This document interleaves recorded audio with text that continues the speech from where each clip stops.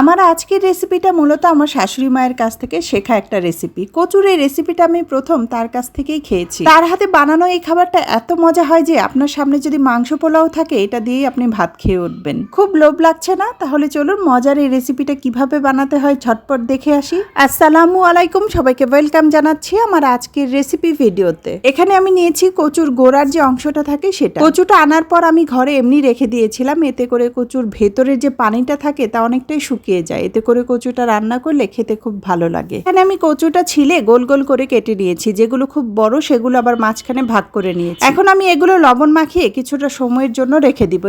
এভাবে লবণ মাখিয়ে রাখলে কচুগুলো অনেকটাই নরম হয়ে যায়। যাক, কচুটা লবণে মাখিয়ে রেখে অনেকটা সময় পরে এখন কচুগুলো ভেজে নিব। আমি কচুগুলো ভাজবো মূলত ঘিয়ে। আপনি চাইলে ঘিয়ের সাথে তেল মিক্স করেও ভেজে নিতে পারেন, তবে ঘিটা অবশ্যই দেওয়ার চেষ্টা করবেন, এতে করে খুব সুন্দর একটা ফ্লেভার যোগ হবে। এখানে একটু বলে রাখি, আপনার যদি সন্দেহ থাকে কচু গলা চুলকাতে পারে তাহলে কচুটা সিদ্ধ করে পানি ঝরিয়ে তারপর ভেজে নিতে পারে। যাক, আমার কচু ভাজা হচ্ছে, এই ফাঁকে চলে আসলাম নারকেল ভাঙতে, কারণ আমার এই রান্নার জন্য লাগবে নারকেলের দুধ। এখন যে কোনো সুপার শপে খুব ইজিলি নারকেলের দুধ কিনতে পাওয়া যায়। আপনি চাইলে ওভাবেও কিনতে পারেন বা আমার মতো এভাবে কষ্ট করেও বানিয়ে নিতে পারেন। আমি অবশ্যই এই কাজগুলোতে একদমই পটু না, এই জন্য নারকেল কুড়াতে আমার প্রায় ঘামই ছুটে গেছে। যাই হোক, অবশেষে কুড়ানো নারকেল ব্লেন্ড করে ছাঁকনিতে ছেঁকে নারকেলের দুধ বের করে নিয়েছি।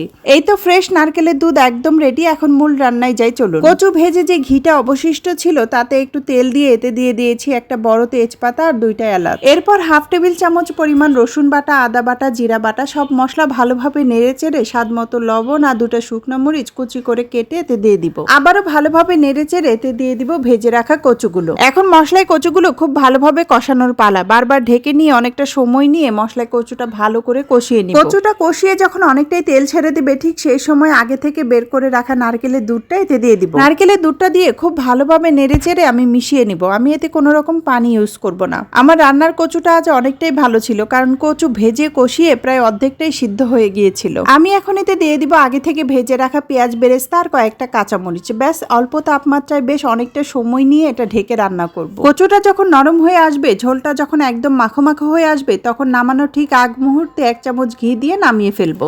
আমার বাসায় কচু আসলে আমার এভাবে রান্না করতেই হয়, কারণ বাসার সবাই এই পদটা খুব পছন্দ করে। আর এটা দেখতে যতটা লোভনীয় লাগছে, এটা খেতে কিন্তু ততটাই মজা হয়েছিল। কেউ যদি এভাবে কচু না খেয়ে থাকেন তাহলে বলবো অবশ্যই একদিন ট্রাই করে দেখবেন। অসম্ভব মজার হয় এই রেসিপিটা। গরম ভাতের সাথে কাঁচা নারকেলের দুধ আর ঘিয়ের ফ্লেভার মিশিয়ে এক অন্যরকমই স্বাদ। যারা বলবে আমি তো কচু খাই না, এভাবে রান্না করলে তারাও খাবে। যাই হোক, আমার শাশুড়ি মায়ের এই রেসিপিটি কার কেমন লাগলো অবশ্যই কমেন্টের মাধ্যমে জানাবেন। ভালো লাগলে লাইক, কমেন্ট বা শেয়ার করে পাশে থাকতে পারেন। কথা হবে নতুন কোনো ভিডিওতে। সে পর্যন্ত ভালো থাকবেন সবাই। আল্লাহ হাফেজ।